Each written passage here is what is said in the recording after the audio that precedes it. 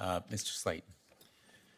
Chairman Blumenthal, Ranking Member Cruz, and distinguished members of the subcommittee. My name is David Slayton, and I'm the Vice President of Court Consulting Services at the National Center for State Courts and former State Court Administrator for the courts in Texas.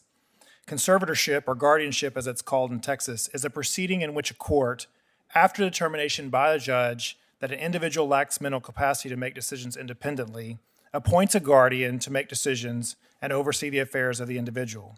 It is the most restrictive form of oversight a court can place on an individual outside of the criminal context, sometimes referred to as a civil death penalty. Guardianship is meant to protect individuals from abuse or exploitation by others due to the limitation in their mental capacity. In most guardianships, this is exactly what happens. Family members or friends protect their loved ones with intense attention to the needs of the individual. But sometimes this doesn't happen. Sometimes the individual is placed in a restricted facility and rarely visited.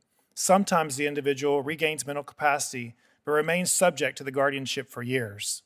Sometimes the trusted guardian begins to pilfer the individual's hard-earned estate, and sometimes the individual dies under the guardianship, but the court is not made aware of that for years. This isn't supposed to happen. Courts are charged with closely scrutinizing guardianship proceedings, beginning at the point where guardianship is sought and lasting throughout the guardianship. The courts do this by requiring certain information prior to establishing guardianships, regular reports from the guardian about the well-being of the individual, and detailed accounting reports about the revenue and expenditures from the estate. Without adequate resources or staff, judges are asked to serve in the role of judge, social worker, law enforcement, and accountant. In a review of over 55,000 cases in Texas, the judiciary found over 5,000 individuals who were deceased without the guardian alerting the judge. 40% of those cases lacked current required reports, meaning that the court was uninformed about the well-being of the individual or how the guardian was managing the finances of the estate. The Texas judiciary has been working diligently to address these issues by providing resources to courts and making statutory changes. Some of those include requiring attorneys and judges in guardianship cases to explore all alternatives to guardianship prior to establishing one, to consider the ability of the individual to make his or her own decisions about residence, to provide for a regular review of the necessity of continuing the guardianship, and to create a new alternative guardianship called supported decision-making, the first state in the country to do so statutorily. Texas also enacted a robust Bill of Rights for individuals under guardianship. After finding that 98% of all issues were in guardianships where family members or friends were the guardian, Texas now requires family members and friends to register as guardians with the state, have a criminal background check, and participate in online training about their responsibilities as guardians prior to their appointment.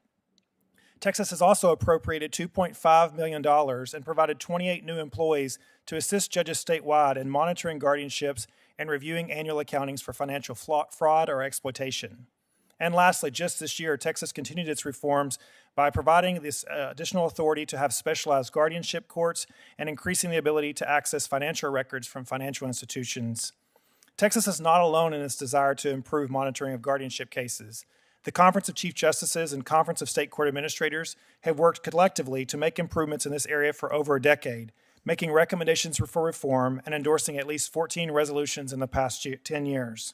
Unfortunately, most state courts lack the resources to put these kinds of reforms into action. While states and state courts are responsible for the oversight of the guardianship system, there are several areas where the federal government could assist.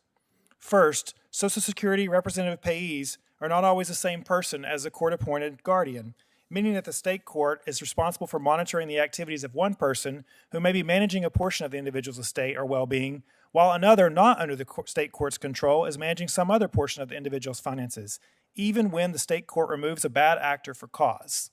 SSA does not honor state court orders and limits the exchange of information between the state courts and Social Security Administration.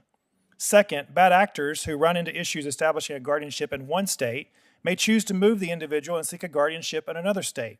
Or an individual found by one state court to have abused or exploited an individual in one state may move his practice to another state, only to be court-appointed again without knowledge of the issues of any other state. Giving congressional consent to a interstate compact creating a national registry of guardianships and procedures is critically important. Lastly, the federal government could assist the state courts by enacting an adult guardianship court improvement program to provide targeted funding to each state's highest court, similar to the extremely successful Child Welfare Court Improvement Program, to improve data collection analysis, evaluation, development of best practices and training, and collaboration to improve the management and outcome of guardianships. I look forward to answering any questions from the members of the committee. Thank you very much.